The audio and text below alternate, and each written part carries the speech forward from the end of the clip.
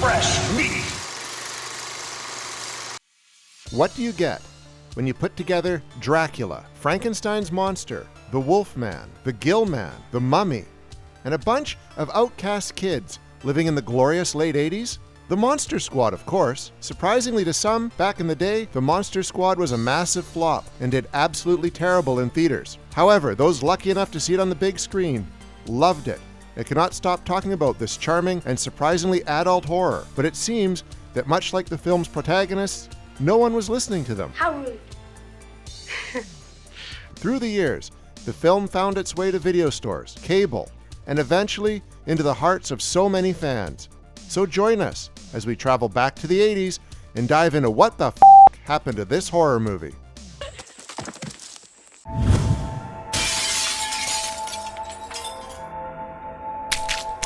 So, how bad of a flop was it? Well, really bad. The film was made with a budget of $12 million US. Then add marketing and all extras it cost to get a film to theaters back then, and you end up with a fairly high cost for a movie. Well, not horribly high of a budget. It's still a lot for a PG-13 film, which had an odd marketing campaign. But more on that later. With this cost in mind, the box office total of $3.8 million US is indeed the marking of a flop. The film did not even make a third of its initial budget back in its theatrical run. Now, how does this happen? In the case of this movie, it's a multiple layered situation that caused the movie to flop. First of all was the rating, which was a PG-13 and 15 in the UK, when most people would have expected a PG, as it seems to be a kids' film. The trailer played on the success of Ghostbusters, with a line saying, "You know who to call when you have ghosts, but who do you call when you have monsters?" and included just about everything from the movie in it. Possibly, it showed too much. Possibly, it showed the wrong things. Perhaps, it should not have connected so directly with Ghostbusters, which was more of a comedy for adults. Who knows for sure? But while the trailer is entertaining, Wolfman's got nards. it's possible that it didn't exactly lead to the right people wanting to see the movie. I want to thank you guys for watching What the F*** Happened to This Horror Movie, and ask that if you enjoy our shows, please subscribe to our channel right now, like this video, and click on the bell so you can be notified each time a new video goes up. And now, back to the show. Then there was the rest of the marketing. Those posters, besides the main one, those character posters that were released back in 1987, designed as wanted posters for each of the monsters. They were just so off, like way off from what the film was all about. They were made to be punny and funny, but they came off like they missed the mark and were trying to sell something much more adult than the product at hand. The fact that the Dracula used on them was not even actor Duncan Regehr was another massive mistake, as he's the only actor whose face is visible in the film for most of his appearances. These posters are now prized possession of Monster Squad collectors, but back then, they did nothing to help sell tickets. Now, another massive misfire with the Monster Squad was its release date. Released on August 14, 1987, one would think it would have been the perfect release date for an adventure film for kids with fun monsters.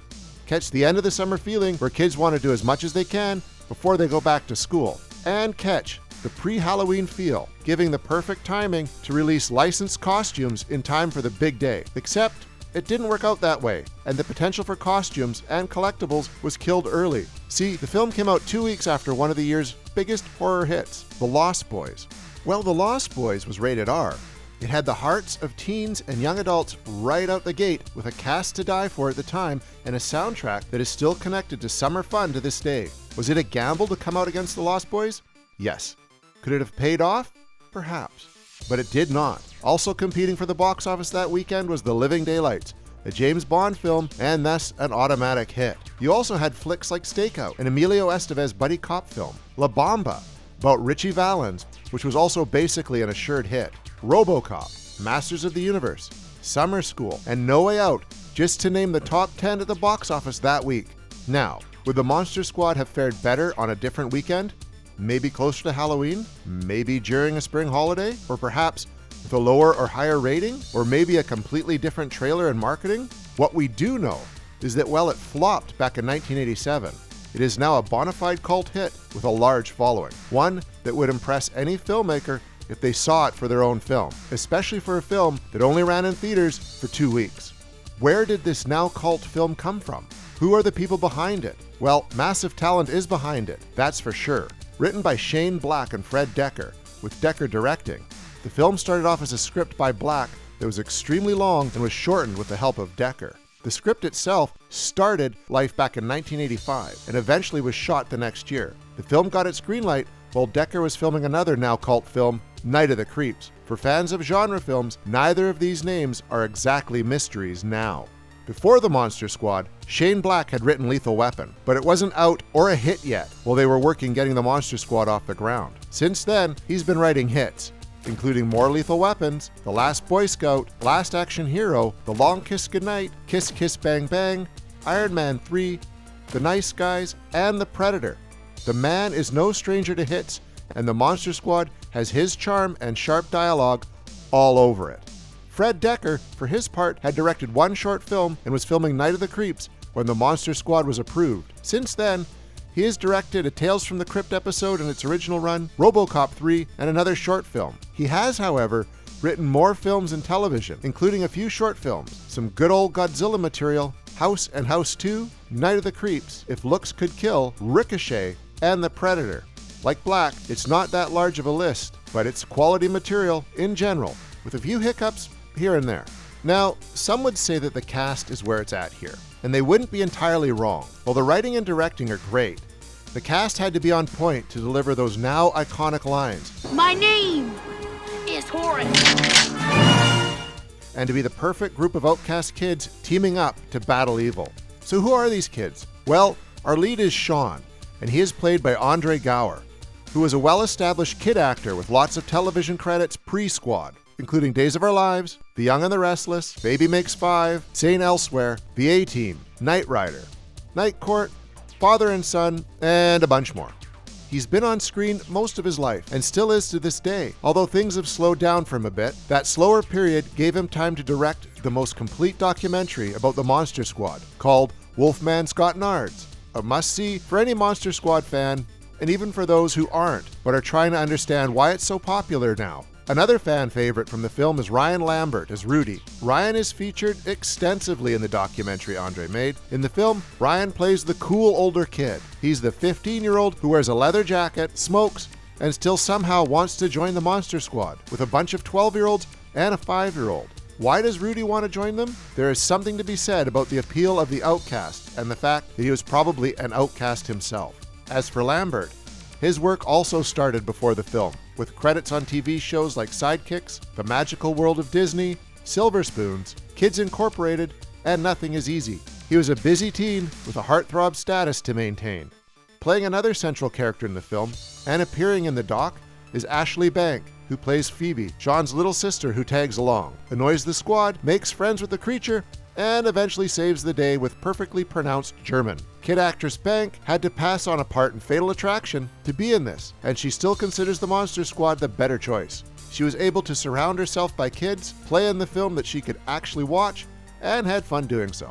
Now, we could go over everyone else involved in the cast and be here all day, so let's round out the rest of the cast and important people. Playing the monsters are Duncan Regehr as Dracula, Tom Noonan as the Creature, Carl Thibault as the Wolfman, Tom Woodruff Jr. as the Gillman, Michael Reed McKay as the Mummy. These guys turn in great performances, and supported by effects by Stan Winston and his crew. And if you don't know Winston, well, get to watching more horror. With all these talented people involved, and a clear passion for the film from them and from the fans, it's no surprise this initial flop has found its audience. One that is passionate about it and can be seen at any given horror convention and online, buying up all the merchandise and artwork they can and discussing the film with just about everyone. Here's the main question here. Why has the Monster Squad had such staying power? Well, part of it is nostalgia, and part of it is how it represents childhood, children, and their lives, as actual living humans with emotions and dreams and lives that are their own within their limitations. There is something special about how these kid characters are written that gives them more than just the presence of a shell of a kid. Here, these kids are you and me, and your cousins and my siblings. Any kid growing up in the 80s can identify with them, and those growing up now can do so as well. This gives the film a timeless quality. A bit like a Spielberg family film, but better, with monsters. This is the film that monster kids everywhere connect with for this reason and many others. The film is about them, about being outcasts, about dreaming of being more, about friendship, about family, and about adventure. What the Monster Squad did well was setting itself up in middle-class families with people who have issues, like Sean's parents going to marriage counseling, like Horace being bullied at school, like Patrick's sister who doesn't get a name of her own and gets slut-shamed. It gave characters like so many here with personalities, quirks, and real lives. Well, the comparison to the Goonies would be easy. Director Decker is not a fan of it. So keeping that in mind, The Monster Squad is a Spielbergian adventure film for kids, one that got a PG-13 rating which hurt it as well as an unlucky release against some giant films at a time where some parents were hesitant to bring their kids to a random movie they did not understand the marketing for very well. The film won its audience on home video and cable, then kind of disappeared for years until it finally got a DVD release in 2007. It has since been released, been on a tour with cast and attendance, 17 cities in 17 days, oof, has countless fans, a documentary, art that it inspired in gallery exhibits, and so much more. This is how a cult film is made, by its fans pushing it and bringing it more people who in turn become fans and do the same.